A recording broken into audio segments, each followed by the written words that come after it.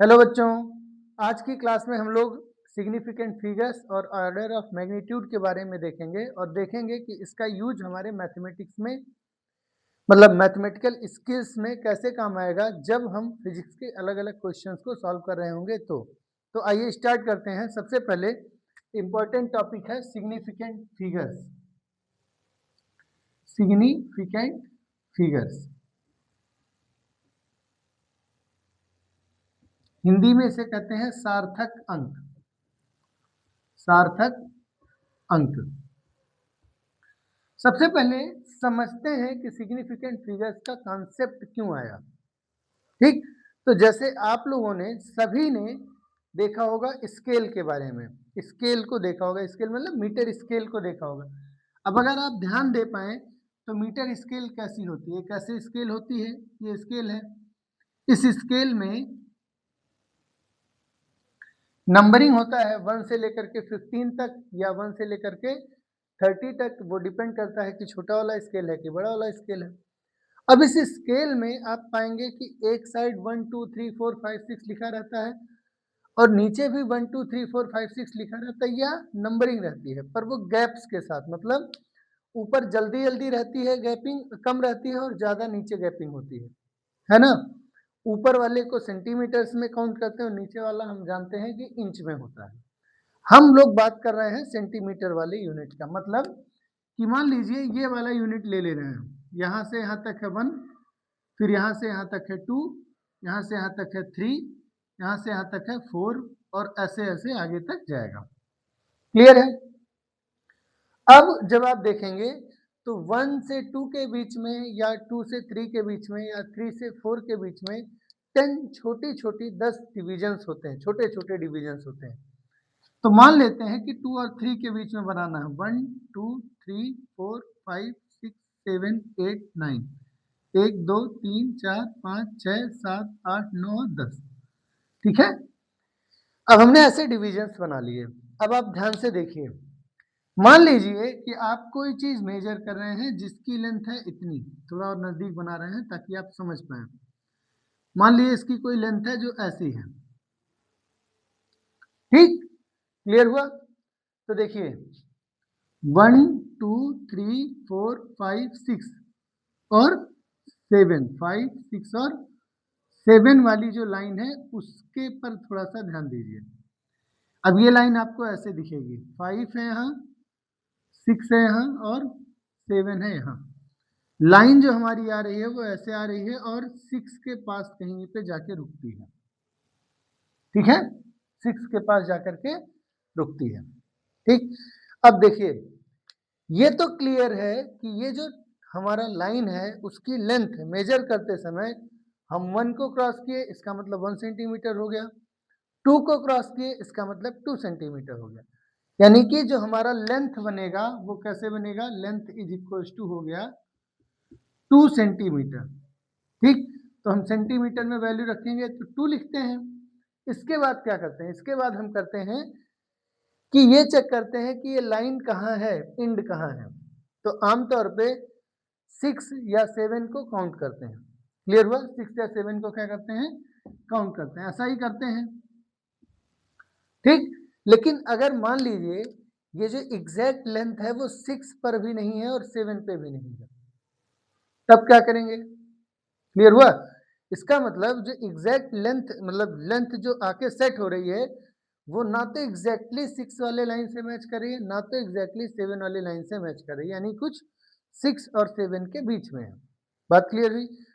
तो भाई सिंपल सी बात है, 2 सेंटीमीटर के बाद डेसिमल लगेगा। लाइन 6 को क्रॉस कर रही है, 6 से ज्यादा है, इसका मतलब 6 आएगा क्योंकि 7 है नहीं, 7 से लेस है। अब देखिए इस स्केल में जो 6 और 7 वाली लाइंस हैं उनके बीच में फर्दर डिवीजन नहीं है। मीटर स्केल में 2 ही डिवीजन दिखता है आपको, एक सेंटीमीटर वाला बड़ा बड़ा लाइन रहता है और उसके बाद फिर पतली पतली छोटी छोटी लाइंस होती हैं जो mm में होती हैं। यानी कि 6 और 7 के बीच के डिविजन्स आपको दिखाई नहीं देंगे। अब आपने 6 काउंट कर लिया क्योंकि 6 हमको दिख रहा था, पर ये डाटा एग्जैक्ट तो है नहीं, तो फिर हम इसके बाद क्या कर सकते हैं, गैस कर सकते हैं। कैसे? हम देखेंगे कि 6 और 7 के बीच में कितना गैप है, उस गैप के अकॉर्डिंगली चेक करें कि ये इस मिड पॉइंट से इधर है कि मिड पॉइंट से इधर है। ठीक, अब अगर मिड पॉइंट पे होता तो 5th डिवीजन आता, मिड से पहले है तो 2 या 3 मान सकते हैं। सपोज करिए कि हमने 6 के बाद सेकेंड डिवीजन मान लिया जो कि था नहीं, सेकेंड डिवीजन मान लिया जो कि था नहीं, तो 2.6 और सेकेंड डिवीजन मान लिया हमने। बात समझ में आई? क्यों मान लिया? क्योंकि डिवीजन था नहीं पर मिड के इधर ही थे, तो 2 या 3 मानेंगे तो 2 मान लिया। बात क्लियर है इतनी? अब देखो, अगर मैं पूछूं कि एग्जैक्ट वैल्यू बताओ, तो अब मीटर स्केल से इससे ज्यादा एग्जैक्ट वैल्यू ढूंढ पाना क्या है, इम्पॉसिबल है। क्यों? क्योंकि मीटर स्केल में उतनी डिवीजन्स नहीं होती हैं कि वो हमको इससे ज्यादा वैल्यू को बता सके। क्लियर हुआ? तो एक मीटर स्केल से हमने ये लेंथ मेजर किया और उसकी लेंथ आई 2.62 सेंटीमीटर। कोई दिक्कत? अब इस लेंथ को थोड़ा ऑब्जर्व करिए, इस रीडिंग को थोड़ा ऑब्जर्व करिए। इस रीडिंग में जो पहला 2 है वो 2 इस सेंटीमीटर वाली लाइन को बता रहा है, जो कि सर्टेन था, पक्का था, निश्चित था कि हमें पता था कि 2 से ज्यादा है। क्लियर हुआ? 2 के बाद जो 6 बता रहा है वो वाला 6 और 7 के बीच 6 की वैल्यू को बता रहा है, यानी कि 6 को भी क्रॉस कर रही थी लाइन, 6 से ज्यादा थी, यानी कि 2 हमें रीडिंग में दिख रहा है। क्लियर हुआ? 6 हमें स्केल में दिख रहा है, ये वाला, यानी ये दो लाइंस हमें सर्टेन है, दिख रही हैं। तो 2 और 6 क्या है? सर्टेन है। सर्टेन माने निश्चित है, क्योंकि वो हमको अपने स्केल पर दिख रही थी। क्योंकि 6 वाला डिवीजन रहता है, नंबरिंग भले ना लिखा हो, वो तो काउंट कर लेंगे, लेकिन ये जो 2 है वो 2 तो गेस वर्क है ना, वो 2 क्या है? गेस वर्क है। गेस वर्क है तो ये हमारा ये वाला 2 क्या हो गया? अनसर्टेन हो गया, क्योंकि निश्चित नहीं है, अप्रोक्सीमेशन किया हुआ है। बात समझ में आई? तो अगर हमने किसी स्केल से, मीटर स्केल से मेजर किया और लेंथ लिखा 2.62 सेंटीमीटर, तो इस स्केलिंग में 2 और 6 जैसी डिजिट, यानी पहली डिजिट और मतलब इधर डेसिमल की इधर की डिजिट्स और डेसिमल के जस्ट बाद की पहली डिजिट सर्टेन है, स्केल पे दिखेगा, लेकिन डेसिमल के बाद सेकंड वाली डिजिट जो है वो अनसर्टेन है, क्योंकि वो डेसिमल वो स्केल पर दिखेगा नहीं। तो अगर मान लो कि किसी ने लिखा कि भाई हमारा कैलकुलेशन कितना आया, 2.625 आया, तो एक जेन्युइन क्वेश्चन उठेगा कि चलो 2 और 6 तो दिख रहा था, कोई दिक्कत नहीं थी, 2 को अप्रोक्सीमेट कर लिए, व्हाट अबाउट दिस 5? जब हमें 2 ही नहीं पता है एग्जैक्टली, तो हम 5 को कैसे काउंट कर रहे हैं? क्योंकि ये तो पता एग्जैक्ट नहीं था ना, 2 स्केलिंग में डिविजन्स तो थे नहीं, तो जब 2 ही नहीं सर्टेन है तो 5th का कैसे चेक कर लिया?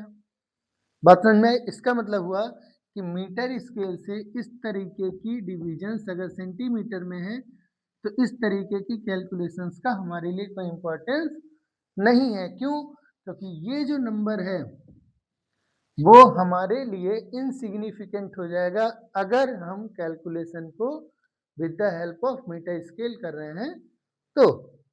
ठीक, इसका क्या रिफरेंस निकालें? तो समझिए, किसी भी कैलकुलेशन से, किसी भी ऑब्जर्वेशन को करते समय, किसी भी मेजरमेंट को करते समय, हर डिवाइस की एक लिमिटेशन होती है कि वो उससे ज़्यादा प्रिसीजन के साथ, उससे ज़्यादा प्रिसाइज वैल्यू को मेजर नहीं कर सकता। क्यों? क्योंकि उसके पास एक मिनिमम लिस्ट काउंट होती है।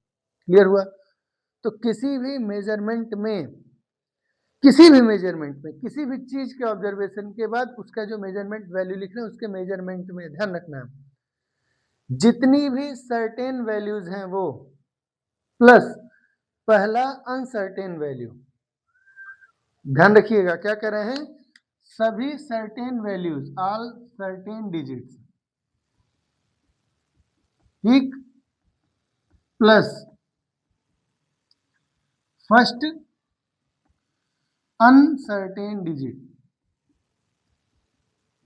को मिला करके बनता है सिग्निफिकेंट फिगर्स। यानी जैसे मीटर स्केल के मेजरमेंट में 2.62 में 2 और 6 सर्टेन था और पहला अनसर्टेन, वो 2 भी हो सकता है 3 भी हो सकता है, इस केस में अनसर्टेन डिजिट को मिला के हम कहेंगे कि ये सिग्निफिकेंट फिगर्स है। लेकिन अगर यही मेजरमेंट कोई 2.625 या 2.631 या 2.624 टाइप का कुछ लिखता है तो डेसिमल के बाद जो थर्ड डिजिट है उसका कोई सिग्निफिकेंस नहीं काउंट होगा। क्यों? क्योंकि वे स्केल डेसिमल के 2 डिजिट के बाद की वैल्यू दे ही नहीं सकती है। इनफैक्ट 2 वाला भी जो है वो अनसर्टेन ही है। क्लियर है? तो ये किसी भी इंस्ट्रूमेंट को मेजर करते समय उसके मतलब किसी भी इंस्ट्रूमेंट से कोई कैलकुलेशन, कोई मेजरमेंट करते समय डेसिमल के बाद जो डिजिट्स होती हैं वो बताती हैं कि वो मेजरमेंट डिवाइस कितने अच्छे तरीके से, कितने प्रिसाइज तरीके से किसी कैलकुलेशन को कर सकता है। ठीक है? तो सिग्निफिकेंट फिगर्स की अगर हम डिफिनीशन पूछे तो सिंपल है कि number of significant figures in any measurement is the total number including all certain digits plus first uncertain digit, that is uncertain, that is called significant figure। तो ये तो था मतलब कि सिग्निफिकेंट फिगर्स का इंपॉर्टेंस क्या है, बेसिकली इसका मतलब क्या है, मीनिंग क्या है। लेकिन अगर हम आपसे पूछें कि सिग्निफिकेंट फिगर्स को आप कैसे एक्सप्लेन करेंगे या कैसे नंबर फाइंड करेंगे तो उसके कुछ रूल्स हैं। Rules to get the significant digits, rules to get the significant digits. तो अब हम लोग आएंगे उसके रूल्स पर कि सिग्निफिकेंट डिजिट्स के रूल क्या है।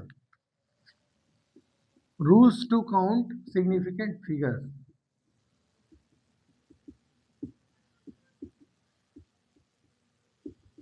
क्या क्या रूल्स हैं ध्यान रखिएगा। सबसे पहला रूल, किसी भी मेजरमेंट में, किसी भी वैल्यू में जो आपको दी हुई है उसमें सभी non zero digits, all non zero digits, all non zero digits are taken significant, are taken significant. जितने भी नॉन जीरो डिजिट्स हैं उनको क्या मानेंगे, सिग्निफिकेंट फिगर्स मानेंगे। ठीक है? सेकेंड पॉइंट, ऐसे जीरोज बिटवीन, ऐसे जीरो जो दो नॉन जीरो डिजिट के बीच में है, zeros between two non zero digits are taken significant, digits are taken significant. ठीक है? थर्ड पॉइंट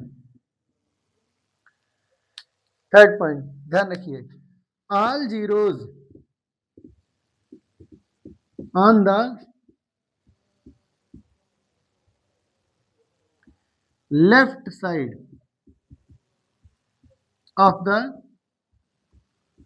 first non-zero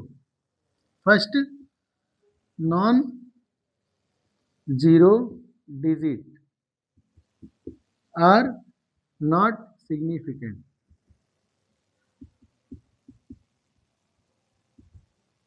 ध्यान रखिए क्या कर रहे हैं, ऐसे जीरो जो पहले नॉन जीरो के लेफ्ट साइड में है। अभी मैं सबका एग्जांपल देके आपको एक एक करके समझा दूंगा। क्लियर हुआ बात समझ में? अभी फिलहाल रूल्स लिख लीजिए, बोर्ड कॉम्पिटिटिव एग्जाम्स के लिए इंपॉर्टेंट होने वाले हैं। ये हो गया। इसका यूज हमारे कैलकुलेशंस में भी बहुत ज़्यादा है, हम लोग जनरली यूज नहीं करते पर कैलकुलेशंस में, फिजिक्स में बहुत इंपॉर्टेंस है इसका। All zeros on the left side, ये हो गया। अब देखिए नॉन जीरोज की बात हो गई, ऐसे जीरो जो दो नॉन जीरो के बीच में है उनकी बात हो गई, जो लेफ्ट साइड में है उनकी बात हो गई। तो अब बचा राइट साइड में, तो ध्यान देना है, zeros on the right side of the last non-zero digit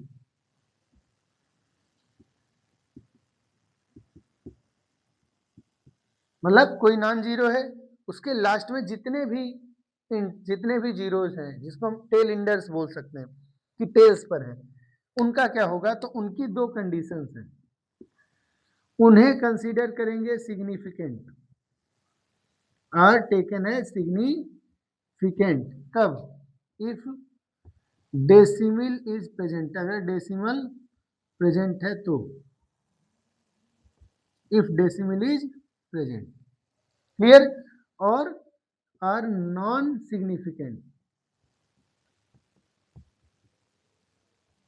उन्हें हम सार्थक नहीं मानेंगे, नॉन सिग्निफिकेंट कब, if decimal is not present, decimal is not present, मतलब अगर डेसिमल है तो सिग्निफिकेंट मानेंगे, अगर डेसिमल नहीं है तो सिग्निफिकेंट नहीं मानेंगे। अब आप एक बार रूल्स देख लीजिए, फिर हम लोग इसके एग्जांपल्स देखते हैं। जैसे लिखा है 259, कितने सिग्निफिकेंट फिगर्स हैं, 3, क्यों, all non zero digits are taken significant, अगर 259 है तो तीनों के तीनों नॉन जीरो हैं, अगर नॉन जीरो है तो सिग्निफिकेंट नहीं काउंट होंगे, क्लियर हुआ। फिर जीरोज वाला देखिए, तो मान लिया ऐसे लिखा है 223, ठीक, तो इसमें भी कितने सिग्निफिकेंट फिगर्स हैं, 3, ठीक, मान लिया लिखा है 5.8932, इसमें कितने सिग्निफिकेंट फिगर्स हैं, तो ऑब्वियसली 1 2 3 4 5 सब के सब नॉन जीरो हैं, तो इसमें भी सिग्निफिकेंट फिगर्स कितने हो गए, 5 हो गए। अभी तक फर्स्ट रूल के लिए हो गया। अब ये देखिए, ऐसे जीरो जो नॉन जीरो डिजिट्स के बीच में है, उनको कैसे लेना है, सिग्निफिकेंट, जैसे 20052, इसको देखिए, तो भाई जो नॉन जीरो डिजिट्स हैं, जैसे 2 5 और ये वाला 2, तो वो तो सिग्निफिकेंट हो गए, यानी 3 हो गए। ये जो दो जीरो हैं वो नॉन सिग्निफिकेंट फिगर्स के, नॉन जीरो डिजिट्स के बीच में है, इसका मतलब ये भी क्या होंगे, सिग्निफिकेंट होंगे। तो टोटल कितना हो गया, 1 2 3 4 5, सॉरी 1 2 3 4 और एक 5, तो टोटल हो गया 5। बात समझ में आई। अब मान लीजिए यही ऐसे होता 98.005, इसमें बताइए, तो देखिए 1 2 और 5, 9 8 और 5 तो सिग्निफिकेंट है रूल नंबर 1 से, क्योंकि नॉन जीरो है। ये जो दो जीरो हैं वो 5 और 8 के बीच में है, तो रूल नंबर 2 से ये भी सिग्निफिकेंट हुए, बस, तो हो गया 2 और 3 यानी 5। I think rule number 1 rule number 2 clear हो गया होगा। अब देखिए rule number 3, all zeros on the left side of the first non zero, जैसे 0.00092, इसमें कितने सिग्निफिकेंट फिगर्स हैं, तो आप देखिए पहला नॉन जीरो सिग्निफिकेंट डिजिट हमको मिला 9, ठीक है, 9 के लेफ्ट साइड में 1 2 3 4 जीरोज हैं, ये जीरोज सिग्निफिकेंट हैं, नहीं है, क्यों, क्योंकि जीरोज हैं तो पहला रूल फॉलो नहीं होगा, इधर कोई सिग्निफिकेंट फिगर नहीं है, नॉन जीरो डिजिट नहीं है, इसलिए दूसरा रूल फॉलो नहीं होगा। पहला नॉन जीरो यहाँ है, उसके लेफ्ट साइड में है, तो तीसरा रूल फॉलो हो रहा है, तीसरा रूल फॉलो होगा तो सिग्निफिकेंट फिगर्स नहीं होंगे, यानी ये जीरो 1 2 3 4 चारों जीरो नॉन सिग्निफिकेंट हैं और 9 और 2 सिग्निफिकेंट है, तो आंसर हुआ 2, क्लियर है।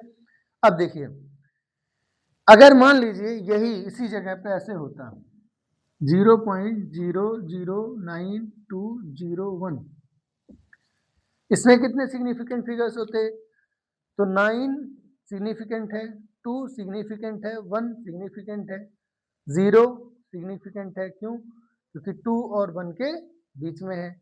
लेकिन ये दो 3 जीरो, 1 2 और 3 जीरो, ये नॉन सिग्निफिकेंट है, क्यों, क्योंकि ये फर्स्ट नॉन जीरो के लेफ्ट साइड में है, so there will be only 3 non zero digit, sorry 4 non zero digits, यानी 4 सिग्निफिकेंट फिगर्स, क्लियर है।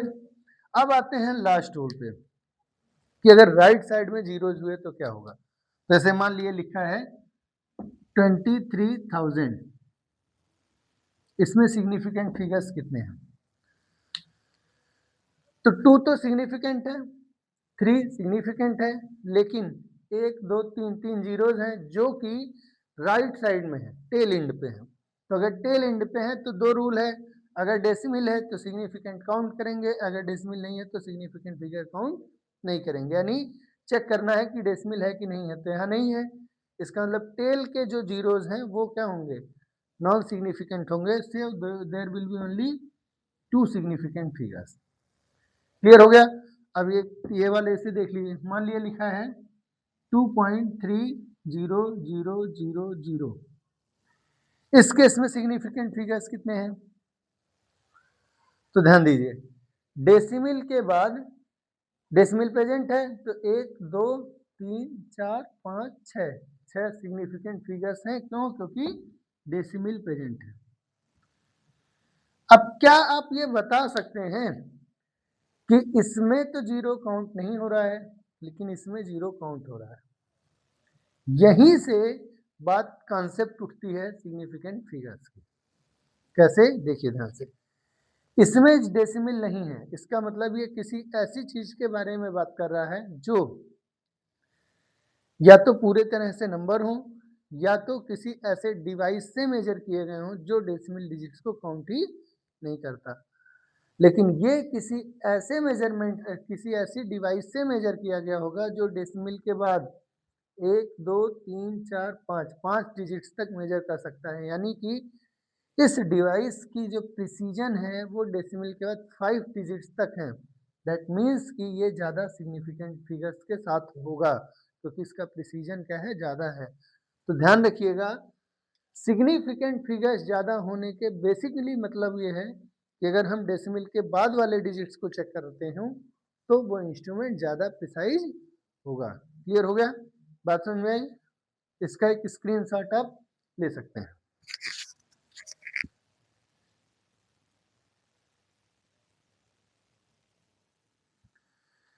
अब हम आते हैं कि इसका हम यूज कहाँ करते हैं, सिग्निफिकेंट फिगर्स का यूज कहाँ करते हैं, तो जल्दी से इसको देख लीजिए।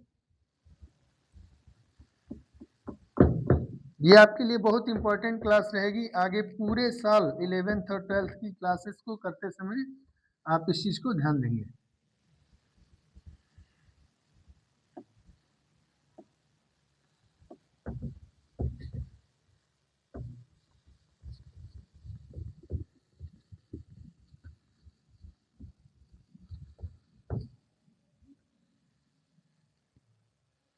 तो अब आते हैं, देखिए ध्यान से, uses of significant figures.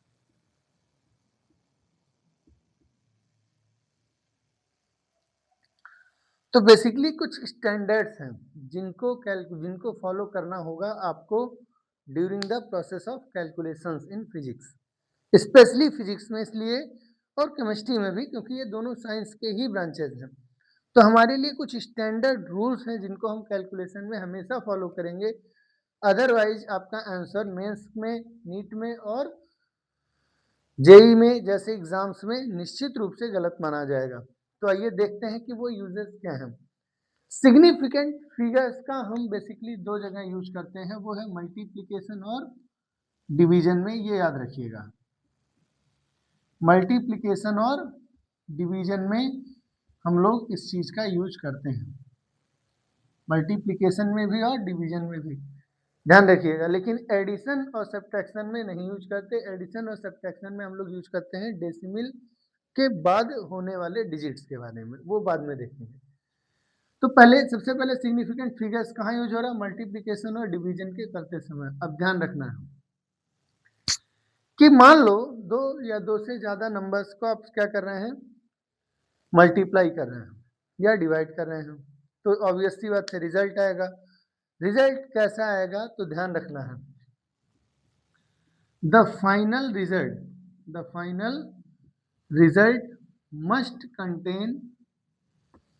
must contain the number of significant figures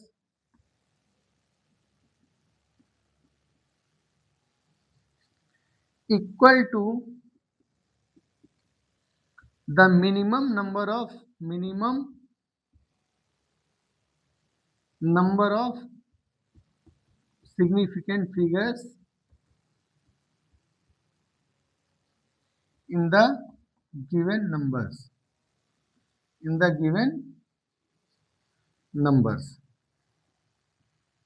I think कि आपको कॉम्प्लिकेटेड हो गया हो मे बी।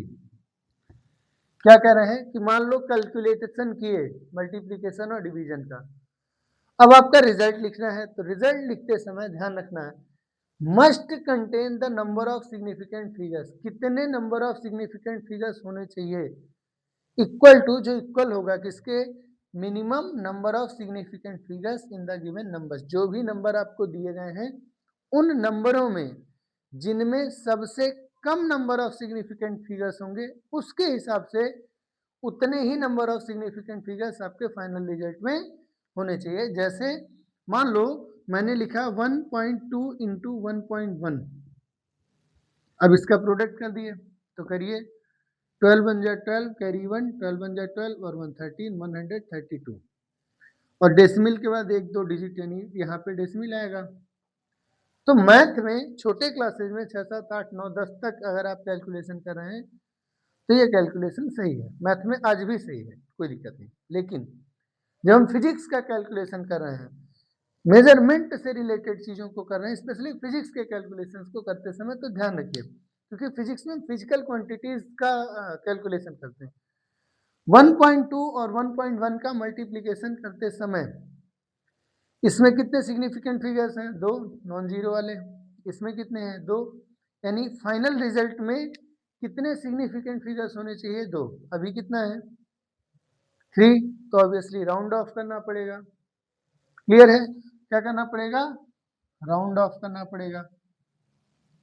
राउंड ऑफ मतलब कि हमको कुछ डिजिट्स को खत्म करना पड़ेगा, गायब करना पड़ेगा, एलिमिनेट करना पड़ेगा। तो किसे एलिमिनेट करें, तो ध्यान रखिए फाइनल रिजल्ट में दो है, यहाँ भी दो है, यहाँ भी दो, यानी फाइनल रिजल्ट में भी दो ही होना चाहिए। तो दो सिग्निफिकेंट फिगर 1 3 हो गया, इसको रिमूव करना है। तो रिमूव भी ऐसे नहीं करेंगे, उसके कुछ रूल्स हैं। क्या रूल्स हैं, पहला रूल कि जिसे रिमूव कर रहे हैं चेक करेंगे कि वो कैसा है। तो दो ऑप्शन है, बीच की वैल्यू लिया, यानी कि या तो जिसे रिमूव कर रहे हैं वो लेस देन 5 है या मोर देन 5 है। जिसे रिमूव कर रहे हैं वो लेस देन 5 है या मोर देन 5 है। तो अभी क्या है, लेस देन 5 है, यानी 2 लेस देन 5 है। तो 2 लेस देन 5 है, तो क्या करो, जस्ट रिमूव कर दो, जस्ट क्या कर दो, रिमूव कर दो, यानी आप सीधे 2 को क्या कर दीजिए, रिमूव कर दिए, रिजल्ट विल बी 1.3। 1.3 क्लियर हो गया, बात समझ में आई। अब मान लिए लिखे 1.6 इंटू 1 या 1.6 इंटू 15.3, इसका आंसर कितना आएगा, तो देखिए 16 3 जा 48, कैरी 4, 16 5 जा, तो हिंदी मीडियम में अगर करें तो 16 3 48 के 8, कैरी 4, 16 25 80 और 4 84 के 0 के लिए 4 और कैरी अभी भी कितना है 8, और 16 1 जा 16 और 8 कितना हुआ 24, और डेसिमल एक दो डिजिट्स के बाद होगा, एक दो डिजिट्स के बाद होगा, यहाँ लगा दी। क्लियर है, बात समझ में आई। अब यहाँ चेक करिए, फाइनल रिजल्ट है 1 और 6 16, और यहाँ है 1 2 3, फाइनली यहाँ पे कितना है, तो यहाँ दो डिजिट्स हैं, यहाँ कितने हैं 3 डिजिट्स हैं। तो अगर यहाँ 2 डिजिट्स हैं और यहाँ 3 डिजिट्स हैं, तो हमको आंसर किस में लाना होगा, 2 डिजिट्स में। हमको आंसर किस में लाना होगा, 2 डिजिट्स में। अब 2 डिजिट्स में आंसर लाने के लिए सबसे पहला काम करेंगे कि इस डेसिमल को यहाँ शिफ्ट करेंगे, तो हो जाएगा 2.448 इंटू 10 टू द पावर 1। कैसे, डेसिमल इधर गया, उसके लिए हमको एक पावर मिल गया extra 10 to the power 1। Clear है? अब देखिए ध्यान से, इसमें 2 डिजिट्स हैं, इसमें 3 हैं। फाइनल रिजल्ट में 1 2 3 4 डिजिट आ रहे हैं। ठीक है, तो जब 4 डिजिट आ रहे हैं, हमको आंसर चाहिए 2 में, तो हम राउंड ऑफ करेंगे इतने को, 48 को। क्लियर है? 48 बेसिकली चेक करें 2 डिजिट्स है तो 50 से लेस है, 50 से लेस है क्योंकि ये 4 लेस है 5 से। इसका मतलब सीधे ये भी क्या हो जाएगा, रिमूव हो जाएगा। तो हो गया 2.4 इंटू 10⁻1, जिसको आप 24 भी लिख सकते हैं। मतलब तरीका यही है, स्टैंडर्ड रूल है, डायरेक्ट भी आप कर सकते थे, दिक्कत नहीं होती, पर कुछ जगहों पे गलती होने के चांसेस हैं, तो रूल फॉलो करेंगे। क्लियर? अब मान लीजिए कि जो चीज को आपको रिमूव करना है वो 5 से ज्यादा है, जैसे 36.37 है और मुझे 7 को रिमूव करना है, तब क्या करेंगे? उस केस में 36.3 की जगह लिखेंगे 36.4। तो हम क्या करेंगे, 5 को तो रिमूव करेंगे, लेकिन कैसे? Adding 1 in the previous digit,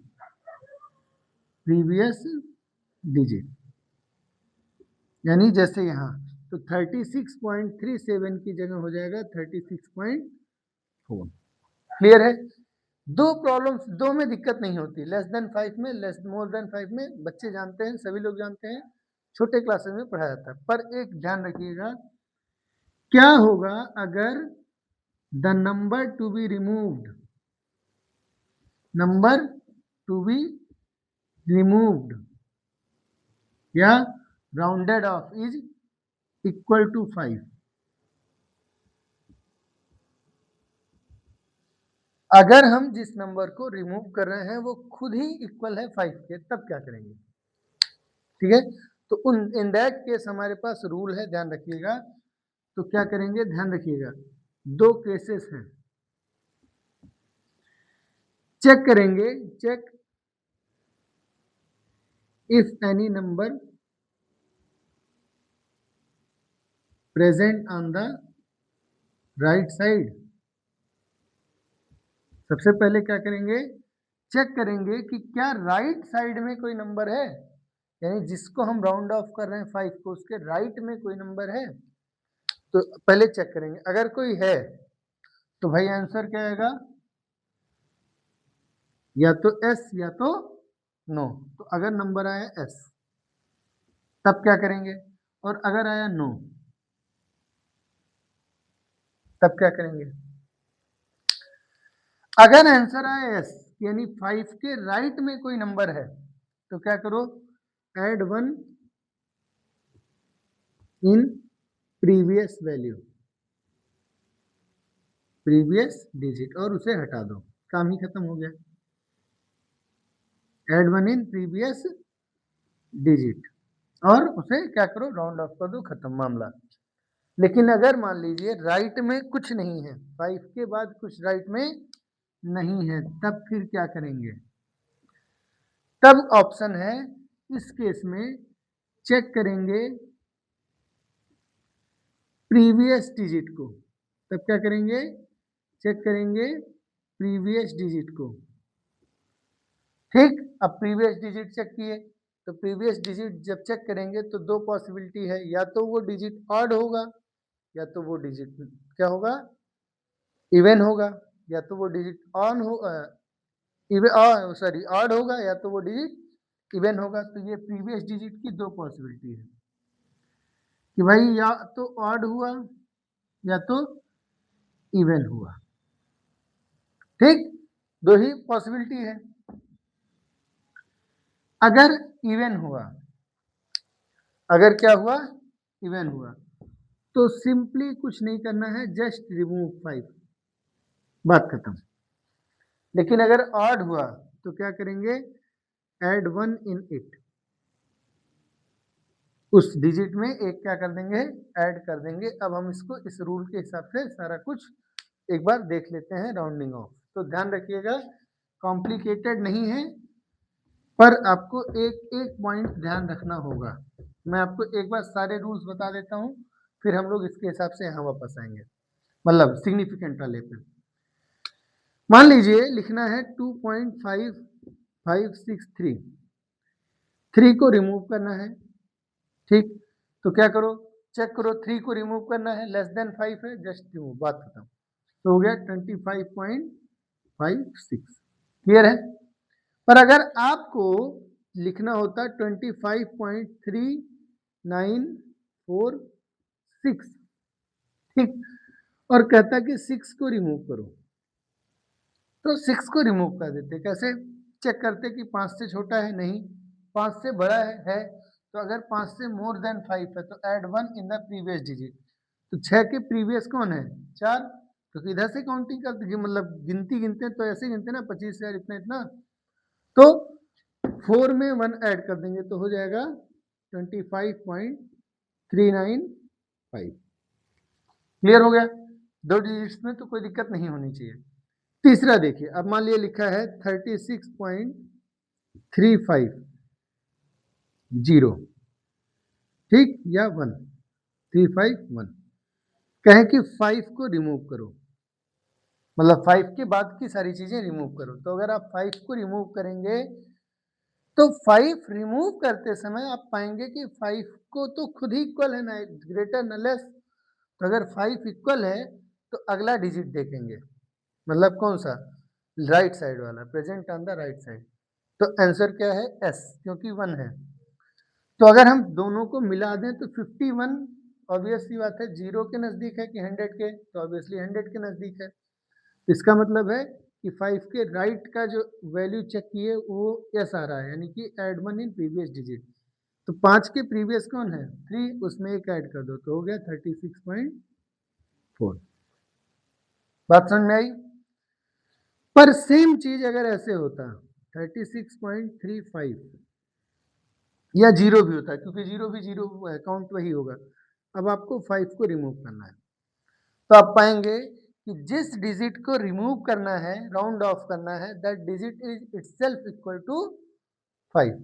अब अगर 5 है तो चेक करेंगे कि राइट साइड में कोई नंबर है कि नहीं, राइट साइड में कोई नंबर है कि नहीं है, नहीं है। अगर नहीं है तो चेक करेंगे उसके पीछे की डिजिट क्या है, यानी लेफ्ट साइड पे। तो 5 के पीछे है 3, 3 ऑड है या इवन है, तो ऑब्वियस सी बात है 3 क्या है, ऑड है। तो जब ऑड है तो उसमें 1 ऐड कर देंगे, तो ऐड कर देंगे तो हो जाएगा 36.3 की जगह 4 और 5 राउंड ऑफ हो गया। क्लियर है, बात समझ में आई। पर अगर यही ऐसे होता 36.45 और 5 को राउंड ऑफ करते, तो 5 को राउंड ऑफ करते तो 5 के राइट साइड में कोई नंबर नहीं है, तो ये वाला रूल फॉलो होगा। और पीछे जब देखेंगे, पीछे वाली डिजिट 5 के तो 4 है जो कि इवन है, इवन है तो सिर्फ 5 को रिमूव कर देना, यानी हो गया 36.4। ये आपका हर रूल के अकॉर्डिंगली कुछ एग्जांपल्स हैं जो आपको हेल्प करेंगे राउंडिंग ऑफ करते समय। आप इन रूल्स को स्ट्रिक्टली फॉलो करेंगे बिना किसी फेल्योर के, अदरवाइज आपका आंसर गलत हो जाएगा, इसकी गारंटी है। ठीक है, तो इसको नोट कर लीजिए पहले या स्क्रीनशॉट ले लीजिए।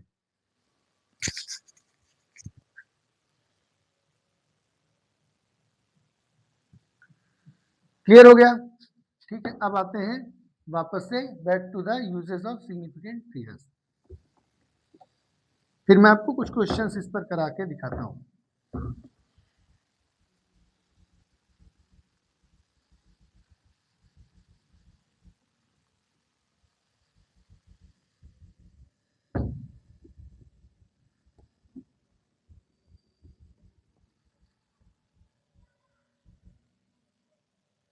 ठीक है, तो आइए देखते हैं।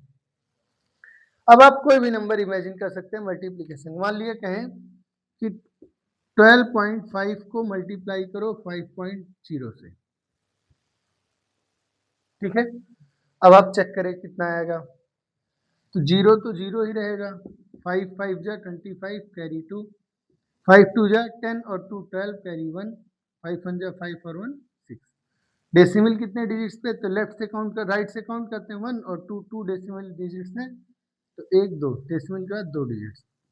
आंसर आया 62.50। अगर आप मैथ लगा रहे होते तो आंसर सही था, पर क्योंकि आप फिजिक्स पढ़ रहे हैं या केमिस्ट्री पढ़ रहे हैं तो उस केस में आपको ये आंसर चेक करना होगा as per the rule of significant figures, जो कहता है कि मल्टीप्लिकेशन करते समय और डिवीजन करते समय जो फाइनल रिजल्ट होगा उसमें उतने ही सिग्निफिकेंट फिगर्स होने चाहिए जितने की मिनिमम हो इन द गिवन नंबर्स। ठीक, तो गिवन नंबर्स चेक करिए, इसमें 3 सिग्निफिकेंट फिगर्स हैं, इसमें कितने हैं 1 की 2, 2 क्यों, क्योंकि डेसिमल है तो राइट साइड का 0 काउंट होगा, तो ये हो गया 2। तो इसमें 3, इसमें 2, यानी फाइनल आंसर में कितने होने चाहिए मिनिमम, यानी 2। तो 2 होने के लिए मुझे इस नंबर को रिमूव करना होगा। क्या करना होगा, रिमूव करना होगा। तो 5 को रिमूव करना है तो खुद 5 इक्वल है किसके, फंस गया मामला, खुद 5 इक्वल है 5 के। तो राइट साइड में चेक किए कोई नंबर है पर उसकी वैल्यू 0 है, तो वो 1 के मतलब ज़्यादा नहीं है ना 50 से, तो जब ये 0 है तो पीछे चेक करेंगे 2 है, 2 इवन है कि ऑड, ऑब्वियसली इवन है, तो फाइनल आंसर विल बी 62, ये आंसर हो गया। ठीक है, क्लियर हुआ, बात समझ में आई। अब मान लिए क्वेश्चन कहे कि 2.5 इंटू 65 का मल्टीप्लाई करो, या एक और वैल्यू बढ़ा लेते हैं कोई, चलो इतने का कर लेते हैं, छोटे नंबर सभी जानबूझ के करना। अब इसको प्रोडक्ट करिए, चलिए, तो 25 5 जा 125 का 5 कैरी, क्योंकि 125 ऐसे लिखेंगे, 5 लिख लिए, 12 कैरी गया। फिर 25 6 जा, तो 25 6 आर 150, 150 में 12 ऐड कर दिए तो कितना आया 2, 160, तो 162। क्लियर हो गया, फाइनल आंसर हुआ एक डिजिट के बाद डेसिमल तो 5, 162.5। इसमें कितने सिग्निफिकेंट फिगर्स हैं 2, इसमें कितने सिग्निफिकेंट फिगर्स हैं 2, फाइनल रिजल्ट में कितना दिख रहा है 4, तो ये तो नाइंसाफी है, तो फिर रूल है आपके पास, तो अगर 2 सिग्निफिकेंट फिगर्स करने हैं तब उसको कैसे देखेंगे, तो 2 सिग्निफिकेंट फिगर्स करने के लिए 2 से राउंड ऑफ करना पड़ेगा। अब यही बच्चे गलती करते हैं, मान लीजिए कि आपने 2 को डायरेक्टली राउंड ऑफ कर दिया, खत्म कर दिया कि भाई सर कहते हैं 0, खत्म फिनिश, तो अगर ये आप 0 कर देंगे तो हो जाएगा 16, जो कि गलत है। तब क्या करेंगे, तो ध्यान रखिएगा जो स्टैंडर्ड प्रोसीजर है, डेसिमल को भेजेंगे फर्स्ट डिजिट के पहले, यानी 1.625 इंटू डेसिमल लेफ्ट साइड आया है 2 डिजिट्स, इस पर मैंने आपको पूरी क्लास प्लेलिस्ट में दे रखी है कि कैसे डेसिमल शिफ्ट होता है इधर उधर, तो 2 डिजिट्स इधर हुए हैं तो 10 टू द पावर 2। अब मुझे राउंड ऑफ करना है 2 और 5, 25 को, 2 इज लेस देन 5, इसका मतलब सीधे राउंड ऑफ कर देंगे तो हो गया 1.6 इंटू 10 पावर 2। तो पहले ऑप्शन में आप ये ढूंढेंगे, अगर नहीं है तो फिर होगा 160 आंसर, यानी इसका प्रोडक्ट ये नहीं आएगा, ये आएगा। ठीक है, क्लियर हुआ, आई थिंक कि इतना आपको समझ में आया होगा। अच्छा, मान लीजिए कि अगर मल्टीप्लिकेशन और डिवीजन नहीं है तब, तो उस केस में एडिशन या सब्ट्रैक्शन का प्रोसीजर हो सकता है, थोड़ा सा उसको भी देख लीजिए। मल्टीप्लिकेशन डिवीजन करते समय हमको सिग्निफिकेंट फिगर्स को चेक करना होगा, लेकिन एडिशन और सब्ट्रैक्शन को करते समय सिग्निफिकेंट फिगर्स काउंट नहीं होता है।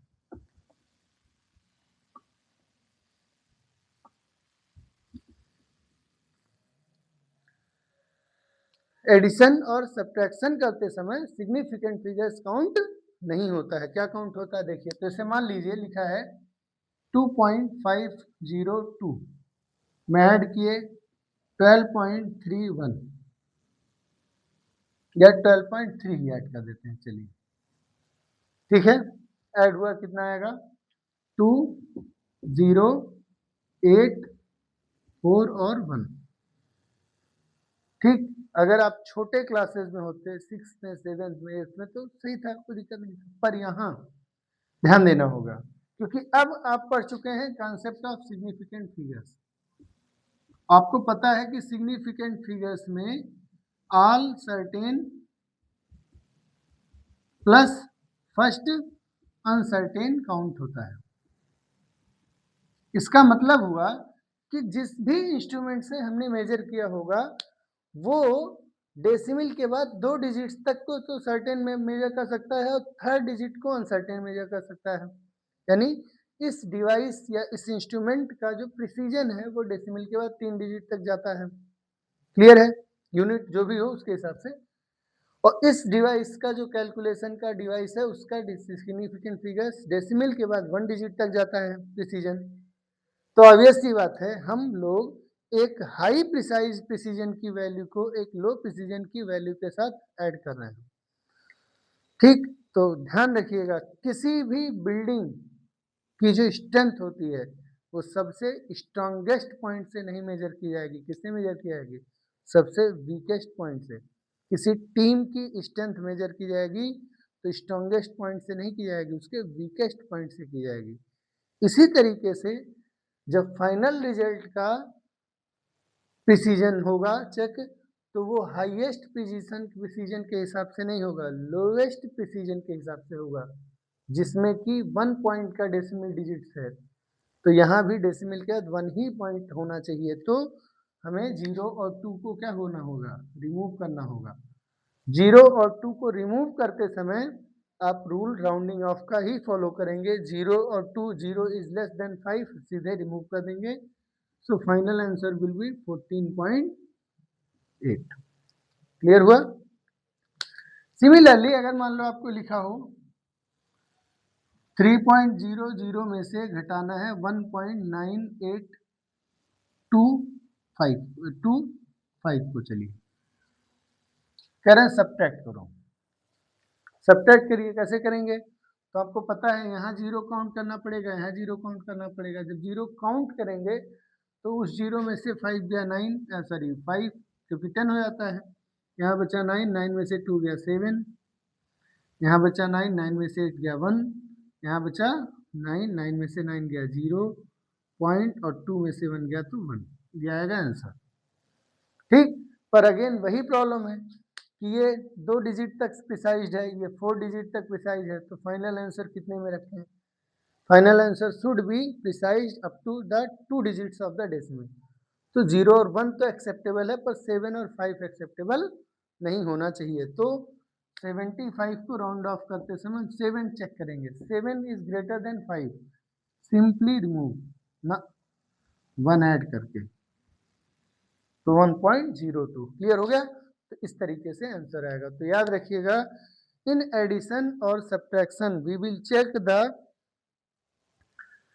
Number of digits after the decimal points, and in multiplication and division we will check the number of significant figures in the given number। Clear हो गया?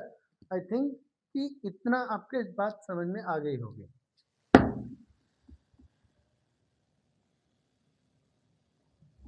अब एक लास्ट पॉइंट हम लोग थोड़ा सा देखते हैं, उसको कहते हैं ऑर्डर ऑफ मैग्नीट्यूड। फिर हम लोग क्वेश्चन देख लेंगे।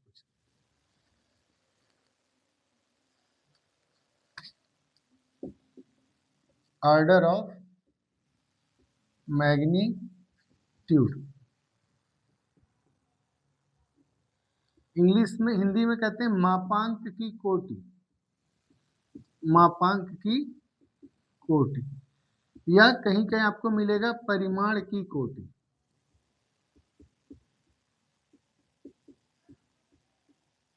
कोटि वर्ड का मतलब होता है ऑर्डर। ऑर्डर माने क्रम। ठीक, जैसे मान लीजिए मैं आपसे कहूं कि लेंथ की बात कर लेते हैं। जैसे मैं आपसे कहूं किस मार्कर की लेंथ कितनी है, तो लगभग सेंटीमीटर में होगी तो 10-12 सेंटीमीटर के आसपास होगा। ठीक है, एक ह्यूमन बीइंग का जो लेंथ है लगभग कितना होता होगा? 1.5-2, मतलब 4.5 फीट, 5 फीट, 5.5 फीट, 6 फीट में भी 6.5 या 7 फीट। यानी मैक्सिमम होगा तो 10 फीट से नीचे और 1 फीट से ऊपर। क्लियर है ये बात? ठीक है ना? यानी कि अगर हम फीट में सोचें तो ह्यूमन बॉडी का जो फीट लेंथ है वो नियरली कितना हो सकता है, 10 फीट से नीचे, 0 से ऊपर, यानी 1 से ऊपर बेसिकली। अगर हम इसको देखें सेंटीमीटर में तो 10 सेंटीमीटर के आसपास है। ठीक, ऑब्वियसली बात है, प्रैक्टिकल पर्पजेस के लिए जो मार्कर बनेगा बहुत बड़ा, तो इतना बड़ा बन गया 20, 30, 30, 45 सेंटीमीटर, तो उससे बड़ा तो नहीं बनेगा। हम बात करें कि what is the distance between Delhi and Lucknow. अब ये लगभग कितना हो गया, 10 फीट, 15 फीट, 50 फीट? नहीं, ऑब्वियसली नहीं। रेंज आपका क्या हो गया, बढ़ गया। तो जिस चीज से हमको किसी भी वैल्यू का रेंज पता चल सकता है उसको हम कह सकते हैं ऑर्डर ऑफ मैग्नीट्यूड। पर साइंस है तो साइंस में अप्रोच जो होगा वो साइंटिफिक होना चाहिए। इसके लिए हमको कुछ सेट ऑफ रूल्स फॉलो करने होंगे। तो ऑर्डर ऑफ मैग्नीट्यूड निकालते समय हमारे पास भी कुछ क्या है, और कुछ क्या है, रूल्स हैं। उन रूल्स को देखना है। सबसे पहले सिंपल सी बात है, कोई भी नंबर दिया है, कोई भी चीज दिया है, कोई नंबर दिया है, सबसे पहला स्टेप है change the number into scientific notation. सबसे पहले उस नंबर को किस में चेंज करो, साइंटिफिक नोटेशन में, वैज्ञानिक पद्धति में। वैज्ञानिक पद्धति में। अब वैज्ञानिक पद्धति क्या है? वैज्ञानिक पद्धति यह है कि n इंटू 10⁻x के फॉर्मेट में होगा, जहां where n is greater than 1 and equal to और लेस देन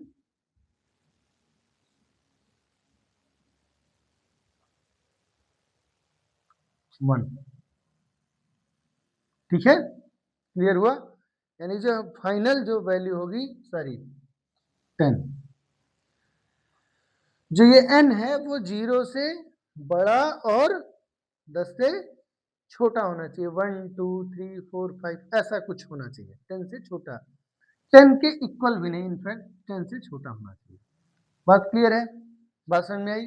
दूसरा स्टेप, जब आप ये कर लिए तो आपका n है, जैसे एग्जांपल के लिए मान लिए लिखा है 365.8। ठीक, तो आप इसको क्या करेंगे, सबसे पहले साइंटिफिक में बदलेंगे। इस डेसिमल को यहाँ लाना पड़ेगा 3 और 6 के बीच में, तो हो जाएगा 3.658 इंटू 10 पावर, एक दो डेसिमल लेफ्ट गया है तो 10 पावर 2, तो 3.658 इंटू 10 पावर 2। क्लियर हो गया? ये हो गया साइंटिफिक नोटेशन, जहाँ n की वैल्यू देखिए 0 से बड़ी और 10 से छोटी है, 3 है, तो 3 10 से छोटा है। क्लियर है? हो गया ना? अब साइंटिफिक नोटेशन मिल गया, तब क्या करेंगे, चेक करेंगे, check whether n is less than और इक्वल और मोर देन 3.16, दैट इज कितना है, तो √10 है। यानी आप चेक करिए कि क्या ये n 3.16 यानी √10 से छोटा है या इक्वल है या मोर है, बड़ा है। तो ऑब्वियसली 3 पॉसिबिलिटी हो गई, छोटा है तो क्या होगा, बड़ा है तो क्या होगा, इक्वल है तो क्या होगा।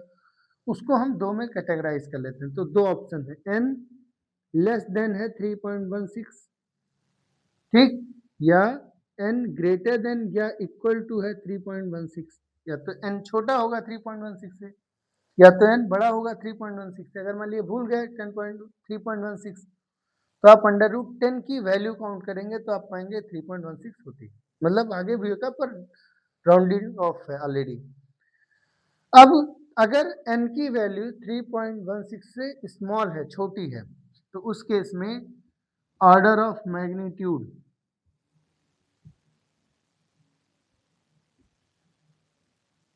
Will be equal to 10 to the power, ये जो वैल्यू है x, यही खुद हो जाएगा। ठीक है।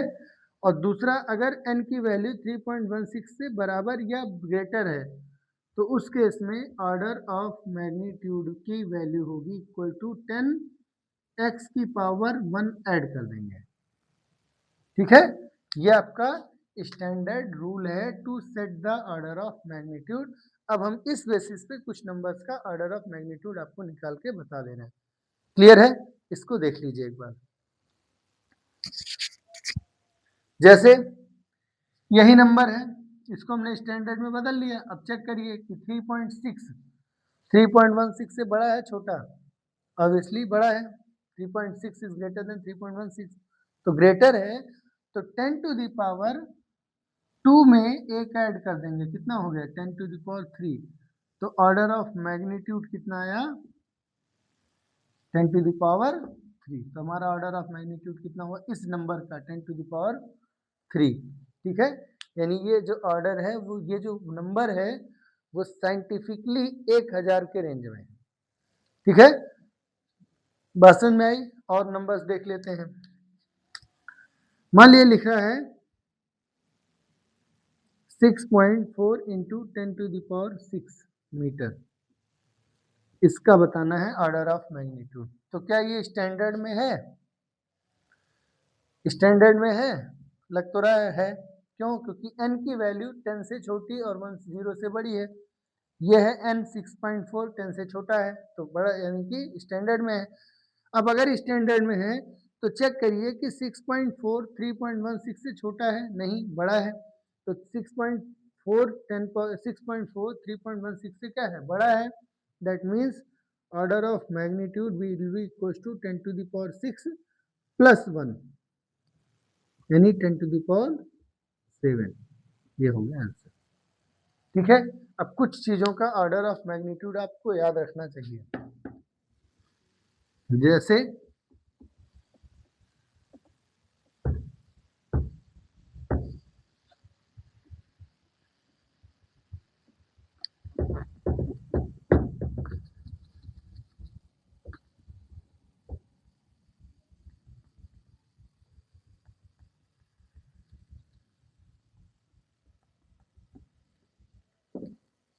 जैसे order of magnitude of mass of electron, किसका?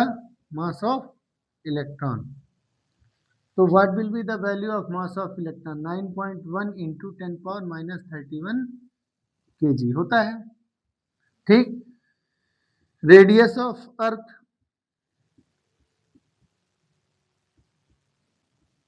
तो होता है 6400 किलोमीटर, जिसकी वैल्यू हम लिख सकते हैं 6.4 इंटू 10 पावर 6 मीटर। अभी हम लोग जस्ट किए उसी का, है ना। Mass of proton,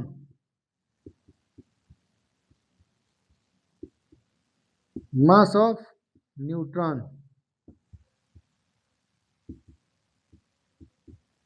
acceleration due to gravitational, universal gravitational constant,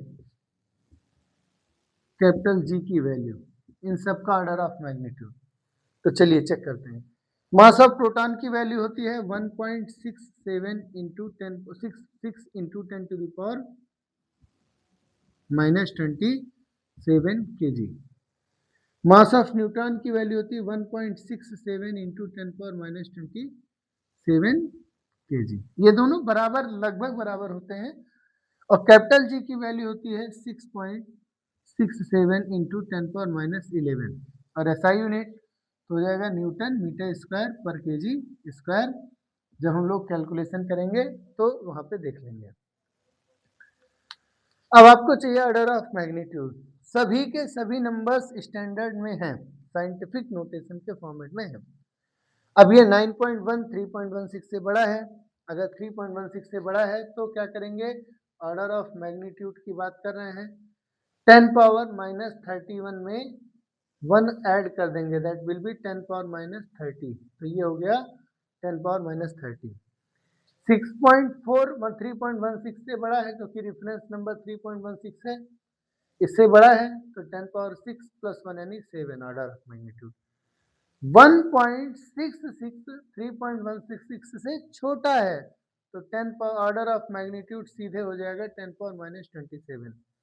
same rule यहाँ पे 10 पावर माइनस 27 और यहाँ 6.67 बड़ा है 3.16 से तो 10 पावर माइनस 11 में 1 ऐड हो गया 10 पावर माइनस 10। ये आपको कुछ नंबर्स ध्यान रखने होंगे। मैंने इसी बहाने आपको कुछ कांस्टेंट्स की वैल्यू लिखवा दी है, ये आप आगे से ध्यान रखेंगे। ठीक है, देख लीजिए।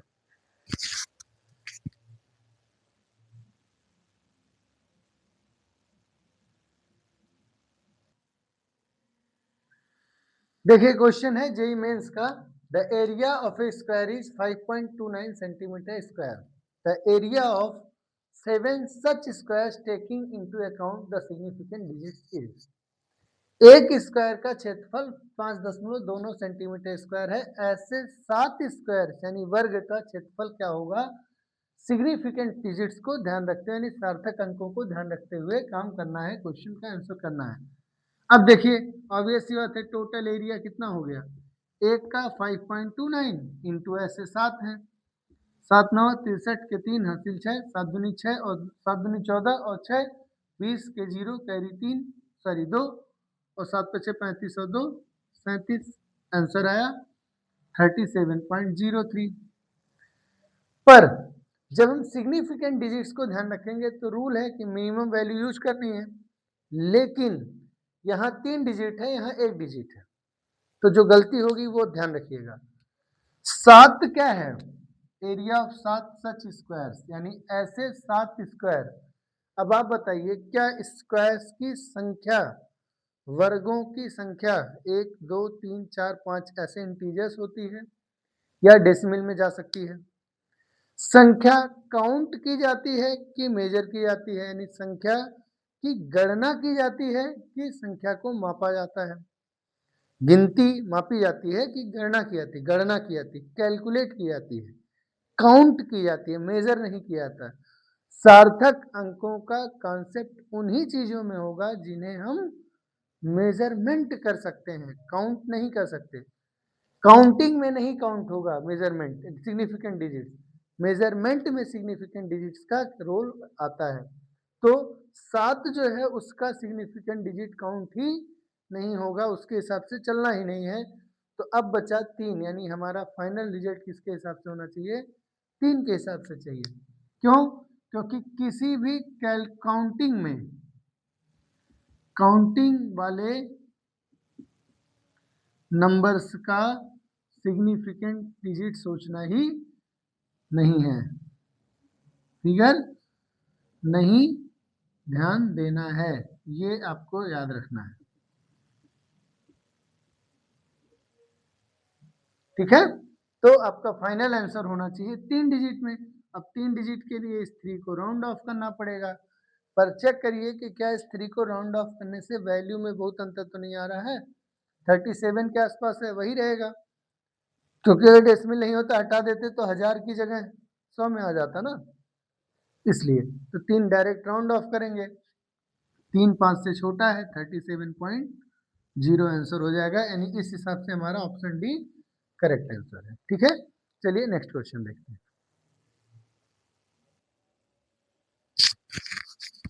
ये क्वेश्चन देखिए, कह रहा है A body of mass 3.513 kg is moving along x-axis with a speed of 5 meter per second, 5.00 meter per second. The magnitude of its momentum is recorded as। कोई वस्तु है जिसका द्रव्यमान 3.513 kg है, जो पॉजिटिव एक्स एक्सिस के along यानी x axis के अनुदिश 5.00 मीटर प्रति सेकंड की चाल से चल रहा है। इसका संवेग लिखा जाएगा, कैसे लिखा जाएगा, 17.6 17.565 17.56 या 17.54 57 kg मीटर पर सेकेंड। हम लोग जानते हैं कि संवेग p बराबर होता है मास इंटू वेलोसिटी। ठीक, मास की वैल्यू 3.513 है इंटू वेलोसिटी v की वैल्यू है 5.00, इसको लिखें तो 0 0 5 3 15 1 5 1 5 1 6 5 5 25 2 5 3 15 2 17 और 1 2 3 4 5 डिजिट्स के बाद डेसिमल, 1 2 3 4 5 डिजिट्स के बाद डेसिमल, इतना आ गया, इतना केजी मीटर पर सेकेंड। ठीक है, पर जब हम रिकॉर्ड करेंगे, जब हम इसका आंसर लिखेंगे तो सिग्निफिकेंट फिगर्स को ध्यान देते हुए लिखेंगे। इसमें 1 2 3 4 डेसिमल डिजिट्स हैं, मतलब सॉरी 4 सिग्निफिकेंट फिगर्स हैं, और इसमें 2 1 है कि 3 3 है, क्योंकि दशमलव लगा हुआ है। अगर दशमलव नहीं होता तो एक ही काउंट होता। यानी हमारे जो फाइनल आंसर है वो 4 के नहीं बल्कि 3 सिग्निफिकेंट फिगर्स का होना चाहिए, 3 सार्थक अंकों के साथ आना चाहिए। तो 3 सार्थक अंक आने के लिए हमको यहां से आगे वाली सारी चीजों को रिमूव करना है। 0 0 तो कोई दिक्कत नहीं, हट जाएगा। ये जब 6 को रिमूव करेंगे तो चेक करेंगे कि 6 क्या है, बड़ा है कि छोटा है। तो ऑब्वियस सी बात है 6 5 से बड़ा है। अब अगर 6 5 से बड़ा है तो उसको राउंड ऑफ करते समय उसके पीछे वाले नंबर में हम क्या करेंगे, एक अंक ऐड कर देंगे, तो हो जाएगा 17.6 केजी मीटर पर सेकेंड। तो हमारा फाइनल आंसर कितना आना चाहिए, 17.6 केजी मीटर पर सेकेंड, यानी कि ऑप्शन नंबर ए सही आंसर है। ठीक है, ये जो क्लास थी आपकी significant figures, order of magnitude और इसके यूजेस का, ये आपके कॉम्पिटिटिव एग्जाम्स के लिए एक इम्पॉर्टेंट क्वेश्चन का ऑप्शन हो सकता है, जिसमें छोटा लेकिन सटीक नंबर लाने लायक क्वेश्चन आता है। तो इसको आप बिल्कुल भी लापरवाही में नहीं लेंगे, और ये चीज़ आगे भी कैलकुलेशंस में हमेशा ध्यान रखेंगे। अगली क्लास में हम आपको बताएंगे कि त्रुटि यानी इरर्स क्या होते हैं और वो कैसे आगे कंटिन्यू करते हैं। ठीक है, हम लोग रिवीजन मोड में ही इस क्लास को रखेंगे। पहली क्लास थोड़ी डेप्थ में जानबूझ के मैंने किया है, पर आगे से इस चीज़ को थोड़ा सा शॉर्ट में करने की कोशिश करेंगे। तो आज के लिए बस इतना ही। अगर आपको ये वीडियो अच्छी लगी हो तो कमेंट बॉक्स में हमें ज़रूर बताएं, और आप अपने सुझाव भी दे सकते हैं, या कुछ और चीज़ें भी हमें बता सकते हैं कि हम क्या इम्प्रूव कर लें, कैसे चैनल को और अच्छा और आपके कंटेंट को और अच्छा किया जा सकता है, जिससे आप फिजिक्स आसानी से समझ सकते हैं। आप इस चैनल से रिलेटेड और इन्फॉर्मेशंस के लिए 11th और 12th की फिजिक्स से रिलेटेड या 9th और 10th के मैथ या साइंस से रिलेटेड किसी भी इंफॉर्मेशन के लिए चैनल को सब्सक्राइब कर लें। साथ ही साथ टेलीग्राम चैनल को भी हमारे जुड़ जाएं, जिस पर आपको इम्पोर्टेंट नोट्स मिल जाएंगे 11th 12th के और 9th 10th के लिए भी। चैनल का लिंक आपको डिस्क्रिप्शन बॉक्स में मिल जाएगा। मिलते हैं अगले वीडियो में। Thank you.